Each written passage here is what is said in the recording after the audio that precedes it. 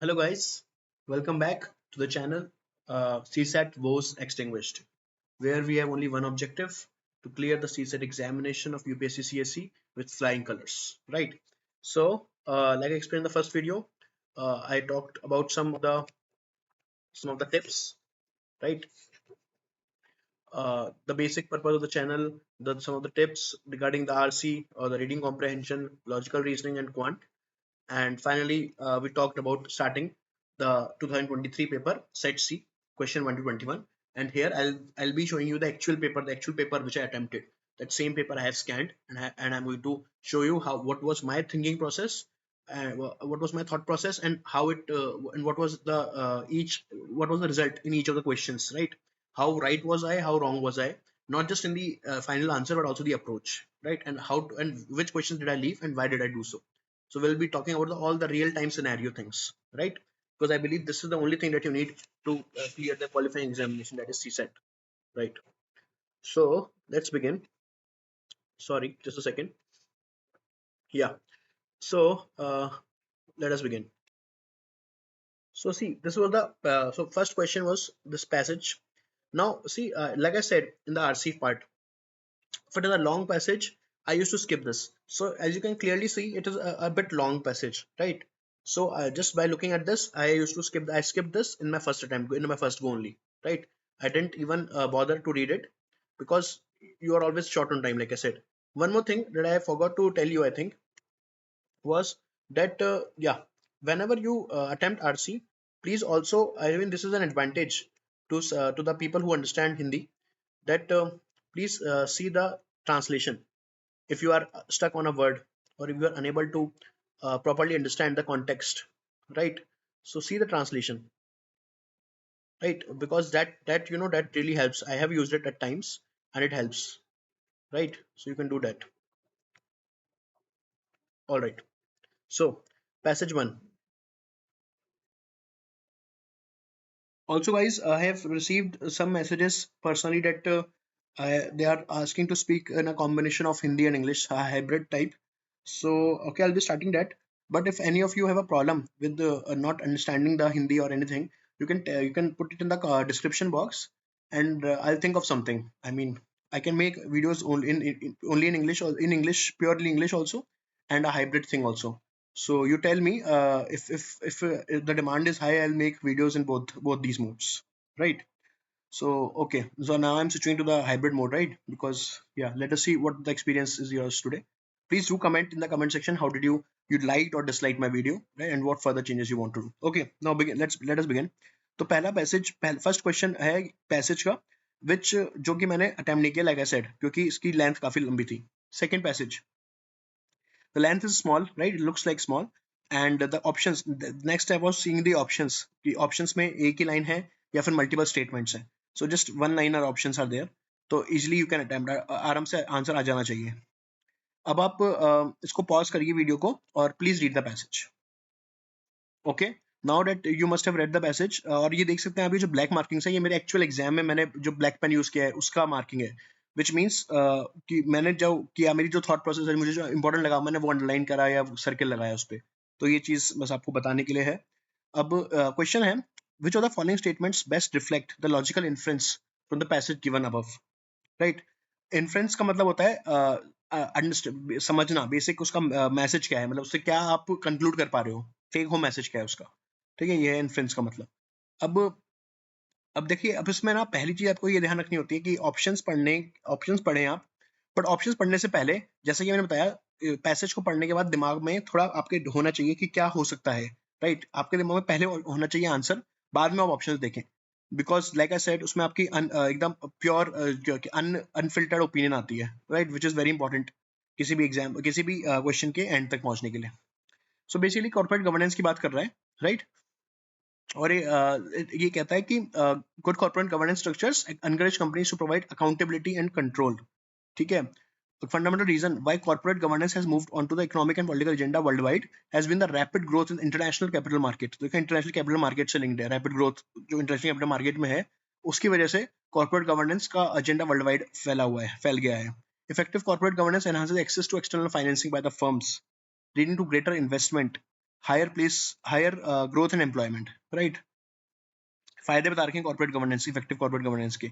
Investors look to place their funds where the standards of disclosure of timely and accurate financial reporting and equal treatment to all stakeholders are met. Basically पूरा ये जो last का जो है second half जो है paragraph का, ये तो पूरा फायदा बता रहा है इफेक्टिव कॉर्पोरेट गवर्नेंस का। और पहले पार्ट में बताया कि कॉर्पोरेट गवर्नेंस क्यों फैल रहा है बाहर और क्या प्रोवाइड करता है good corporate structure governance, right. तो लॉजिकल इन्फ्लुएंस क्या है?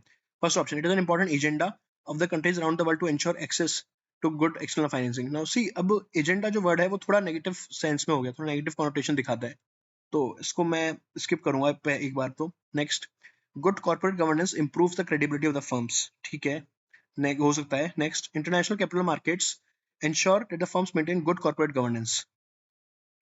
देखिए, क्योंकि इसमें लिखा था कि rapid growth in international capital market has is the reason why की that corporate governance has moved worldwide, right. Just a second, हाँ, तो हम सी ऑप्शन पे थे, international capital markets ensure that the firms maintain good corporate governance. अब इसमें मुझे थोड़ा डायरेक्ट लिंक नहीं दिख रहा, मतलब हाँ ठीक है, इंटरनेशनल कैपिटल मार्केट से तब की वजह से फर्म्स फैल रही हैं, कॉर्पोरेट गवर्नेंस फैल रहा है वर्ल्ड वाइड, उनका एजेंडा फैल रहा है, but good corporate governance maintain करे नहीं करे तो डायरेक्ट नहीं दिख रहा। And D is good corporate governance paves the way for robust supply chains. यहाँ रोबस्ट सप्लाई चेन्स की बात नहीं हुई है, right.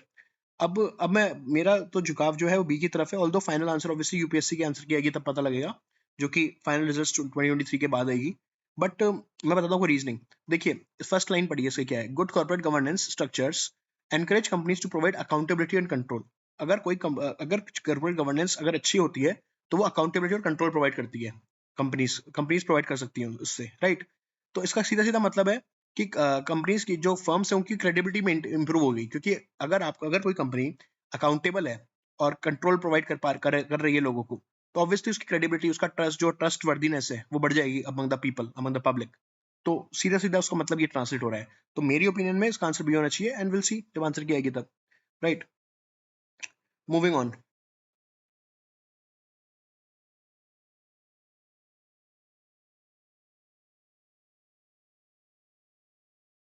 Third question. So this was second question. Third question again छोटा सा पैसेज दिख रहा है और ऑप्शन सीधे सीधे से हैं, कोई स्टेटमेंट मल्टी स्टेटमेंट टाइप नहीं है ये। Again please pause the video और and read the passage. Okay, so let us see quickly. Elephants are landscape architects, creating clearings, creating clearances in the forest, preventing overgrowth of certain plant species, and allowing space for the regeneration of others, which in turn provide sustenance to other herbivorous animals. ठीक है, landscape architects है, right.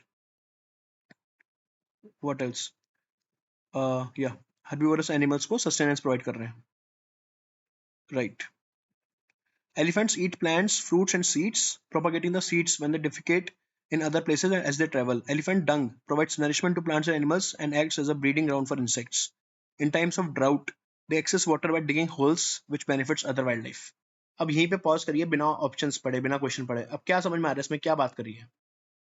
देखिए, basically इसमें elephants के फायदे environment को कैसे हैं उसके बारे में बताया गया है, और उसी को अलग अलग तरीके से अलग अलग उसके बताए गए हैं कैसे प्रोसेस वो काम करता है, कैसे एलिफेंट से हमें फायदा है, एज एन एनवायरनमेंट की बात कर रहा हूँ मैं। तो अब क्वेश्चन देखिए, which are the following best reflects the most logical and rational inference. वही सेम क्वेश्चन है, इन्फ्रेंस बताइए क्या समझ पा रहे हैं आप इस पैसेज से, क्या बेस्ट मैसेज है जो ये पैसेज देना चाह रहा है। A, the home range of elephants needs to be a vast area of rich biodiversity. ऐसा कुछ नहीं है। B, elephants are the keystone species and they benefit the biodiversity. एक बार इसको रखते हैं, ये हो सकता है। C, rich biodiversity can not be maintain in the forest without the presence of elephants. ये बहुत एब्सोल्यूट स्टेटमेंट हो गया, और जैसा कि आपने देखा होगा अगर आप थोड़े टाइम से प्रिपेयर कर रहे हैं तो यूपीएससी में इवन जीएस में भी कोई भी एक्सट्रीम स्टेटमेंट को बहुत ही क्वेश्चन से लेना होता है, because most of the times वो गलत होगा, राइट। तो वो चीज आप ध्यान रखनी होती है, ये थोड़ा एक्सट्रीम स्टेटमेंट है, और पैसेज में ऐसा कुछ भी नहीं लिखा है जिसकी वजह से हमें ये कंसिडर करना चाहिए, right. D, elephants are capable of regenerating forest with species as per their requirement.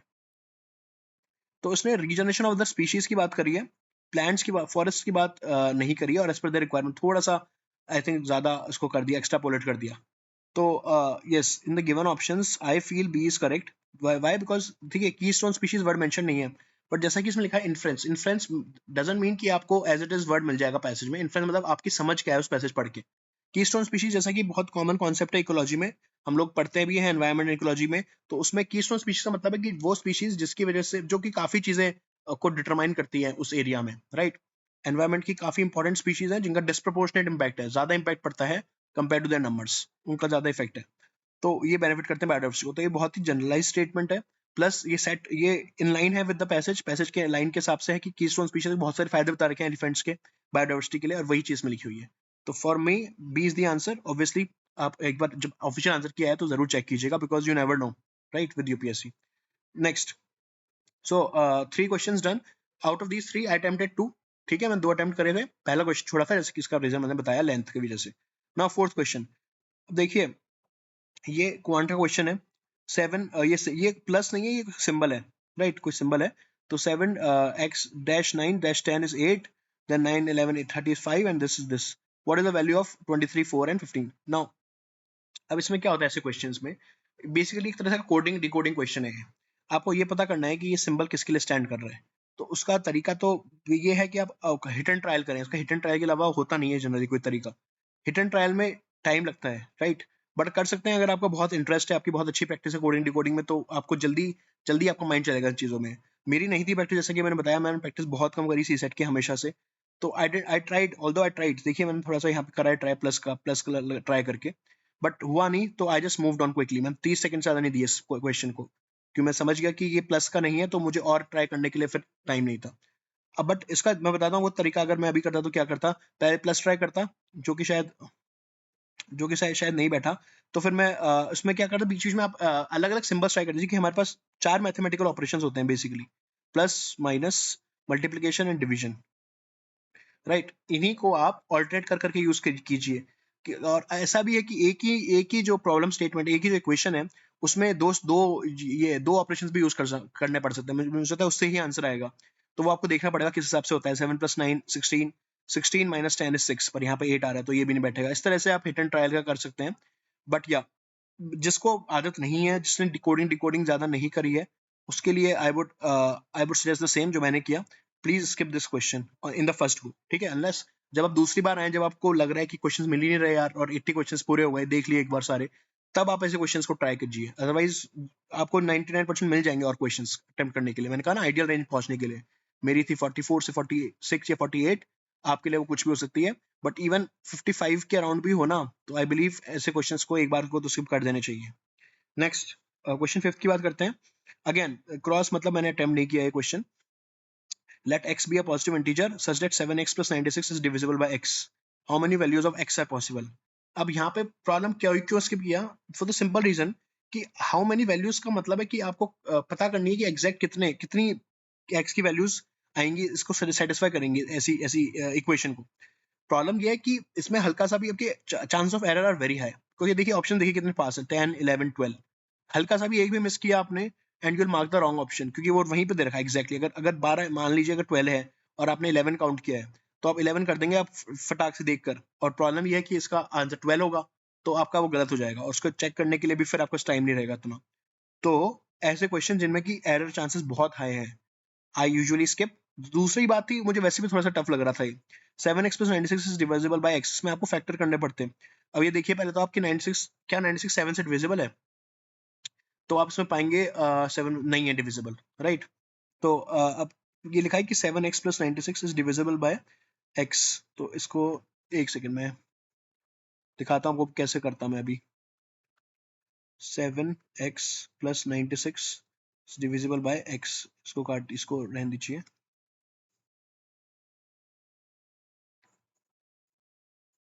Right, तो अब इसमें है ना x कॉमन आ जाएगा, x बाहर, 7 plus 96 divided by x upon x, ठीक है। अब क्यों लिखा है मैंने 96 बाय x, क्योंकि इसमें लिखा है कि ये पूरा नंबर डिविजिबल है x से, तो अब x से x कैंसिल, आपके पास बचेगा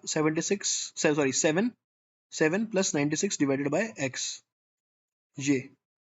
अब ये है एक नंबर, और इसमें लिखा है x पॉजिटिव इंटीजर है, कितनी वैल्यूज पॉसिबल होंगी x की जिससे कि ये सेटिस्फाइड होगी चीजें, जिससे ये हो सकता है पॉसिबल, ये है क्वेश्चन।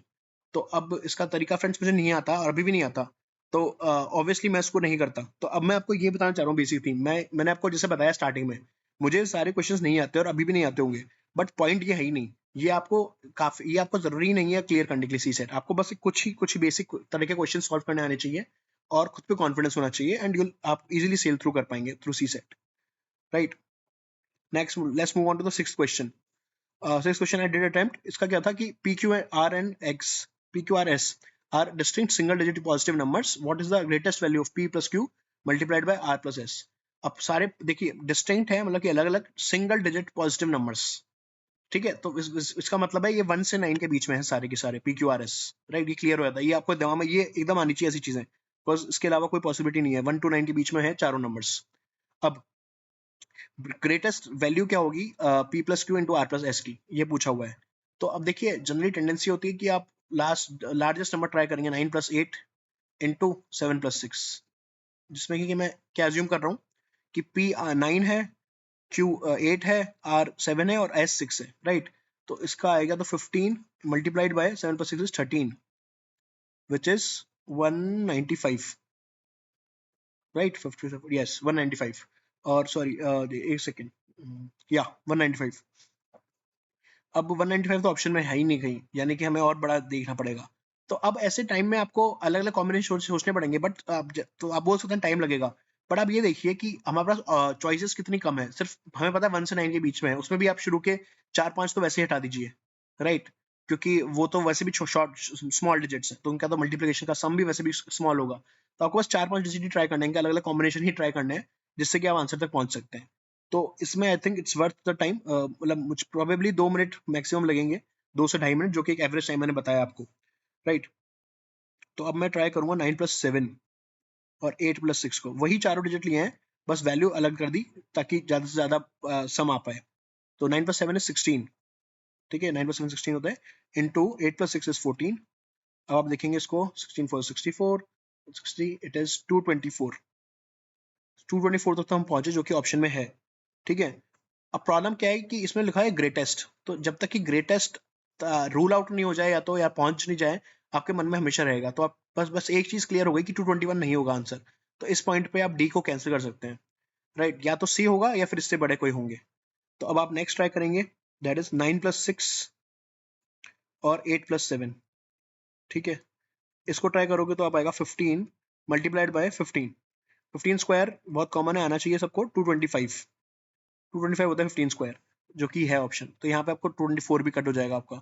अब आप ये डिलेमा में रहेंगे, 225 है या 230 भी हो सकता है, ऑब्वियसली बड़ा नंबर है तो अगर आया तो हो भी सकता है।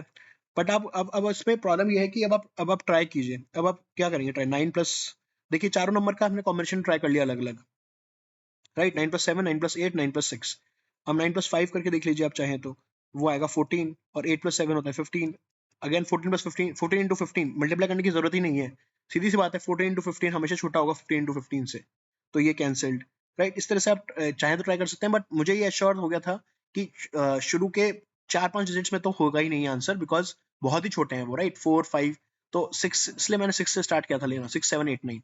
तो फ्रेंड्स इसमें मैं यही बोलूंगा कि आप जितने ज्यादा questions previous year question solve करेंगे ना, आपको भी आइडिया लगना शुरू हो जाएगा कि ये 6, 7, 8, 9 को ही ट्राई करना है अलग अलग कॉम्बिनेशन में। तो it will hardly take 2 minutes, और 2.5 मान लीजिए अगर थोड़ा OMR में मार्क करने को भी इंक्लूड कर रहे हैं तो तो इसका आंसर क्लियर, मतलब मैं आई एम प्रीटी श्योर कि इसका आंसर होगा बी, 225, राइट। क्योंकि जैसे हमने दिखाया 230 आ नहीं रहा, पॉसिबल नहीं है इस इक्वेशन के हिसाब से। So that's our answer. Again फिर भी मैं बोलूंगा डिस्क्लेमर ये है कि कोई भी आंसर मैं बताऊं उसको आप फाइनल नहीं मत मानिए, एक बार आंसर की आने दीजिए, वही फाइनल है, किसी कोचिंग की किसी की भी की फाइनल नहीं होगी, राइट, होती। Next question 7, a number n is found by writing 9 for 99 times, ठीक है। What is the reminder if n is divided by 13।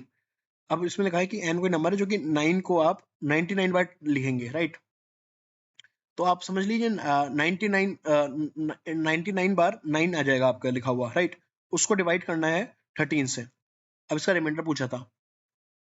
अब फ्रेंड मैंने इसको फ्रेंड्स इसको मैं अटेम्प्ट नहीं किया था, क्योंकि मुझे लेंदी लग रहा था, और इसलिए मैंने इसको अटेम्प्ट नहीं किया, बट इसको अटेम्प्ट किया जा सकता है, मतलब मेरी अभी एग्जिस्टिंग नॉलेज या उस टाइम की नॉलेज से भी अटेम्प्ट कर सकते हैं इसको, बताता हूँ कैसे। तो number n is found by writing, ठीक है, 999 बार लिखा हुआ है और रिमाइंडर पूछा है, जो उस नंबर को आप 13 से डिवाइड करते हैं। तो इसमें देखो रिमाइंडर वाला जो क्वेश्चन होता है ना, उनका भी मैं आपको सिखा रहा हूँ तरीका, इसलिए मैं इसको ब्लैंक शीट पे ले रहा हूँ एक, देखिए 9 को आपने जो भी 99 टाइम्स लिख दिया डिवाइडेड बाय 13, इसका पूछा रिमाइंडर क्या है, राइट? Reminder is what? तो हमेशा बहुत मतलब एकदम बेसिक बता रहा हूँ अप्रोच क्या होती है जब आपको कोई फॉर्म कुछ नहीं पता, आपको कुछ आपने अटेम्प्ट नहीं किया इस तरह के क्वेश्चंस, बट आप कैसे करेंगे एग्जाम हॉल में अगर आपको अटेम्प्ट करना पड़ गया? तो देखिए आप क्या करिए, एक ही बार में एक चीज को लीजिए, 9/13 इसका रिमाइंडर क्या होगा? इसका रिमाइंडर है 9, राइट? ऑब्वियसली। तो ये हो गया। अब दूसरा 99/13, इसका रिमाइंडर क्या होगा? 13 13 7 91, सो 8, तो 8 इसका रिमाइंडर है, राइट? इसका 9 था, सॉरी, हाँ इसका 9 था, इसका 8 है। नेक्स्ट 999 अपॉन 13, अगेन 37 91, 8, 8 और 9, 13 6 78, 11, इसमें आगे 11 रिमाइंडर। फिर देखते हैं नेक्स्ट 99, आपको बेसिकली पैटर्न देखना है कि क्या इमर्ज हो रहा है और कब रिपीटेशन हो जाएगा। रिमाइंडर्स का रिपीटेशन होता है हमेशा, तो देखना है कितने टाइम बाद रिपीटेशन हो रहा है, राइट? तो इसलिए कर रहे हैं हम सब। सो 37 91 अगेन 8 9 13 6 78 11 एंड 119 का 39 117, तो 2 2 रिमाइंडर हुआ इसका। देन 99999, अभी तक कोई रिपीटेशन नहीं है इसलिए हम कंटिन्यू कर रहे हैं इसको। अब इसमें क्या होगा? 2 9 13 2 26 3, और फिर 999999, 6 बार 6 टाइम्स 9, और इसमें आ जाएगा 0, बिकॉज ये कंप्लीटली डिविजिबल है। अब चेक कर लीजिए चाहे तो, ठीक है? अब देखिए 0 आ गया। अब आप इसका क्या मतलब है कि अब आप नेक्स्ट बार जब करेंगे इसको डिवाइड, यानी कि 7 बार आपने 9 लिया, 5 6 7, तो स्थिति वही आ जाएगी, सेम आ जाएगी कंडीशन, इज इक्वल टू 9/13, यानी कि यहाँ, और यहाँ रिमाइंडर आ जाएगा 9। आप समझ रहे? अब रिपीटेशन होना स्टार्ट हो गया। इसका मतलब है कि हर सिक्स्थ जो 9 है उसका रिमाइंडर 0 है, राइट? इसका सीधा सीधा मतलब है। अब ये कितनी बार लिखा है इसने? 99 टाइम्स, राइट? तो अब 99 को 6 से डिवाइड कर लीजिए। ये तरीका हर क्वेश्चन में एप्लीकेबल होगा इस तरह के, राइट? ये एक यूनिक चीज नहीं है, तो ये इसको आप सीख लीजिए। 99 टाइम्स है 9, राइट? तो और हमें पता है कि हर सिक्स्थ 9 पे जैसे ही 6 9 होते हैं वैसे ही रिमाइंडर 0 हो जाता है, बिकॉज परफेक्टली डिविजिबल हो जाता है। तो ऐसे कितने कितने आ सकते हैं हम 99 में? तो 6 डिवाइड करेंगे हम 99 से, तो आएगा 6 6 36 16 16 टाइम्स आ रहा है ये, और 16 6 होता है 96, यानी कि 96 वो लास्ट नंबर है जिससे कि डिविजिबल होगा 13 कंप्लीटली। तो यानी कि 96 अगर 9 चले गए तो बचेंगे 3 9, यानी कि 999, राइट? ये बचेगा डिवाइड बाय 13। बेसिकली क्वेश्चन ये है कि 999 अपॉन 13 का रिमाइंडर क्या है, इज व्हाट? और ये क्वेश्चन ये हमने देखा 11, राइट? अभी हमने कैलकुलेट किया। तो जो क्वेश्चन था रिमाइंडर क्या होगा, तो इसका आंसर होना चाहिए 11 ए, राइट? जैसा कि आप क्लियरली देख पा रहे हैं। और फ्रेंड्स इसको आप चाहें तो स्लाइड को ले लीजिए स्क्रीनशॉट, या अदरवाइज बेसिकली तो मोर तो इंपॉर्टेंट ज्यादा ये है कि आप समझें इस चीज को और अपने खुद के नोट्स बनाएं इसमें। तो आप जैसे देख पाते हो रिमाइंडर थ्योरम का ये है, रूल है ये, इन द सेंस कि हर बार हर नंबर के लिए अलग अलग फ्रीक्वेंसी होंगी रिपीट होने की, बट हर किसी के रिमाइंडर का रिपीट होते हैं, राइट? साइक्लिकल होते हैं। तो इसमें जैसे 9 8 11 2 3 0 फिर 9 आ गया, तो यानी कि हर 6 बार ये रिपीट हो रहा है। ऐसे ना हर नंबर के लिए अलग अलग होता है। तो ये चीज आपको, अगर आपको नहीं पहले से प्रैक्टिस नहीं करी है तो वहां पे भी कर सकते हैं। यस थोड़ा सा टाइम लग सकता है, अगेन 2.5 से 3 मिनट लग जाएंगे शायद, बट डेफिनेट आंसर आ रहा है इसका, राइट? इसमें कोई कंफ्यूजन नहीं होना चाहिए। तो इसका आंसर होना चाहिए A, right? Next question, each digit of a 9 digit number is 1, right? यानी कि 1 को ही 9 बार लिख लिया है, और it is multiplied by itself, again square कर दिया उसका। What is the sum of the digits of the resulting number? Now अब जैसे कि आप देख पा रहे होंगे, मैंने रियल टाइम में तो इसको बड़े लंबे मेथड से किया है, मतलब कि मैंने 1 को लिखा है पहले तो 9 बार, राइट? और फिर देन अगेन लिखा है एंड देन मल्टीप्लाई किया एक्चुअली, जस्ट अ सेकंड, हाँ, देन उसको मल्टीप्लाई किया है मैंने एक्चुअली, और फिर उसके बाद काउंट करें हैं डिजिट्स, सम काउंट करा है उसके बाद, राइट? बट एक सीधा सीधा सा आपको बताता हूँ मैं तरीका, जो मुझे बाद में भी रियलाइज हुआ कि देखिए अगर 9 डिजिट नंबर है और सबका सबका डिजिट सारे डिजिट्स 1 है, यानी कि वही 1 9 बार हो गया, इसका सम होगा 9, राइट? मल्टीप्लाइड बाय इटसेल्फ, यानी कि खुद वही उससे खुद इसको मल्टीप्लाई कर दिया। तो अगर कोई नंबर जो डिविजिबल है 9 से दूसरे नंबर से मल्टीप्लाई होता है जो जो वो भी डिविजिबल है 9 से, तो उसका जो सम होगा वो हमेशा 9 से डिविजिबल होगा। इस चीज का ध्यान रखिए, राइट, समझ रहे हैं इसको, मतलब बहुत ही इजी सी चीज है। अगर कोई चीज 9 से डिविजिबल है, 9x है ना, प्लस उसको सॉरी मल्टीप्लाई किया, मल्टीप्लीकेशन थोड़ा सा, हाँ 9x से ही, या 9y से ले लीजिए, तो अब इसका क्या आएगा, उसका उसका आएगा 81xy, राइट। तो 81xy अगेन विजिबल डिविजिबल है 9 से। अब ये परफेक्ट एनालॉजी नहीं है, पर मैं आपको जो समझाने की कोशिश कर रहा हूँ वो चीज मेन है कि अगर कोई चीज डिविजिबल है किसी भी नंबर से, और उसका जो जिससे मल्टीप्लाई हो रहा है वो भी डिविजिबल है उसी सेम नंबर से, तो जो उनका सम होगा डिजिट्स का, जो फाइनल सम है वो भी डिविजिबल होगा उसी नंबर से। तो इसमें है ना, अब इसमें इजी ये था कि अब 9 से डिविजिबिलिटी देखनी थी। इन चारों में से ऐसा कौन सा नंबर है, ऐसे कौन सा सम है जो कि 9 से डिविजिबल होगा। 100 नहीं है, 80 नहीं है, 64 नहीं है, सिर्फ 81 है, and that is your answer. तो ये बहुत ही इजी क्वेश्चन था, इसको थोड़ा सा कॉमन सेंस से करने की जरूरत थी उस टाइम पर। मैं जान, जैसे कि मैंने आपको बताया, सी ये सब चीजें एग्जाम के बाद लगती हैं इजी, कॉमन सेंस ये सब वर्ड्स दे देते हैं लोग, बट मैं खुद भी जो खुद को मानता हूँ मैं कि I am pretty good in C set, मुझे भी ये चीज एकदम क्लिक नहीं करी वहाँ एग्जाम हॉल में, बिकॉज प्रेशर वगैरह रहता ही है। और जैसे कि आप देख पा रहे थे मैंने छोड़े थे 2-3 मैथ्स के क्वेश्चंस भी, क्वांटिटी क्वेश्चंस भी, तो थोड़ा था दिमाग में कि ये नहीं, ये तो होना ही चाहिए एग्जैक्ट। तो उसकी वजह से मैंने ये सब करके देखा और फाइनली आ गया मेरा आंसर। बट या it took me around 2-3 minutes, और ऐसे करता मैं अगर अप्रोच भी तो 1-1.5 मिनट में हो जाता। तो फ्रेंड्स मैं ये बोल रहा हूँ, अब इसका कैसे पता फर्क पड़ता है, आप जितना ज्यादा प्रैक्टिस करेंगे, जितना ज्यादा खुद को काम रख पाएंगे, तो ये चीज अपने आप दिमाग में आएगी। Okay, moving on. क्वेश्चन 9, तो उसका आंसर होना चाहिए सी, 81। Ninth, what is the sum of all the digits which appear in all the integers from 10 to 100? ठीक है, इंटीजर्स का एक तो, हाँ इसका भी एक फ्रेंड्स ये और चीज है क्वांट के लिए आजकल, क्योंकि क्वेश्चंस थोड़े से नंबर सिस्टम के काफी आने लग गए प्रोबेबिलिटी के अलावा, आपको बेसिक्स आने चाहिए। बेसिक का मतलब है कि जैसे मैं नई स्लाइड में बताता हूँ, जस्ट अ सेकंड।